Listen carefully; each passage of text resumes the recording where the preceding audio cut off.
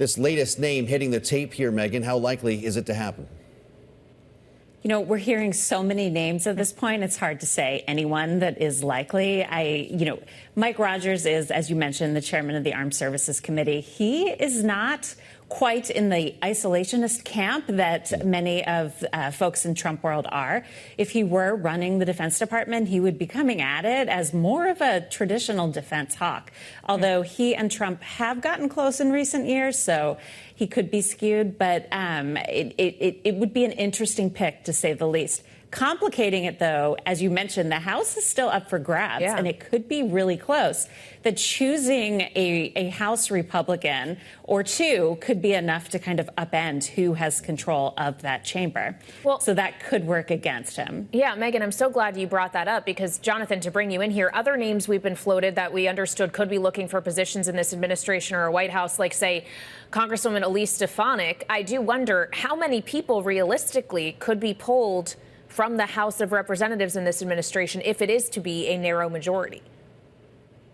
Yeah, I mean, as Megan points out, the size of the majority could determine how many folks from the House or from the Senate that can be pulled in, because you don't want to open up a situation where you have a vacancy for some period of time that prevents the House from doing the work that Republicans are going to want to do, assuming they do hold the majority. And we don't actually know at this point, A, if they will be in the majority, even though it appears likely, and B, if they do, it could be so slim. And even if they are able to take one or two people, remember how hard it's been this past Congress for the House to pass even their own conservative bills. Yeah. I don't think those dynamics are going to change significantly. So reducing the margin for error might, undercut this rare opportunity they have with a trifecta here of control of all the levers of power. Throw a few more names down. Robert Lighthizer, according to the FT, has been asked to be U.S. Trade Representative once again. We also have heard from the FT Linda McMahon at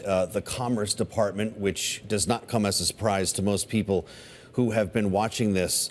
But talk to us about the House a little bit more, Megan, because this is a massive, outstanding issue from our elections on Tuesday night, realizing we might not know until next week once results come in from California. The big prize here with 52 seats, the biggest delegation in the country. We're told Democrats still have a path. How do you see it?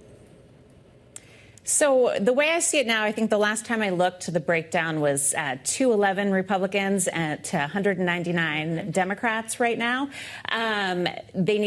The majority needs to get to 218. There's about 25 races that have not been called yet. And Democrats are leading in a lot of those races right now, but they would need to really come from behind. I mean, right now they are 12 seats behind. And considering that they appear to be on track to lose a seat that Republicans are on track to win a seat in Iowa that Democrats had hoped to flip, that has not been called yet. And there are a few others like that. It's going to be hard for Democrats to get to that 218 number. Now, we could be in a situation, though, where it is 218 to 217, which would be incredibly narrow. Anyone sidelined by something or appointed to the administration could really throw things into chaos. So it's going to be a tight majority no matter who has it. Well, in the Senate, the majority isn't quite as tight. We still, as we mentioned, have two seats that have not yet been called. But right now, as it stands, it's 43 Democrats, 53 Republicans. One of those 53 being Dave McCormick, who, according to the Associated Press, won the Senate seat in Pennsylvania against incumbent Democrat Bob Casey. And this was McCormick delivering an acceptance speech.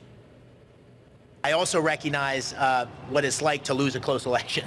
I lost an election. I lost an election by 900 points. So, we knew on election night we had won because the math was clear, and there's no way for Senator Casey to win. And the AP certainly recognized that yesterday by calling the race. But Senator Casey's going to have to work through this.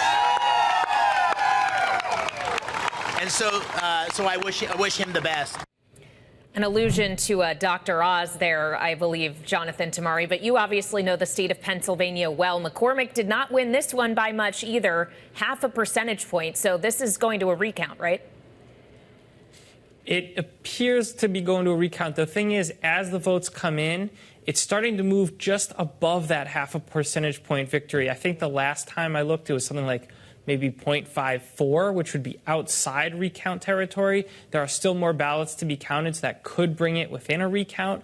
But it's around a 35 to 38,000 vote gap. It seems like that's way too far. It's way too many votes that to make up, it appears. Very rarely does a recount find that many votes to switch.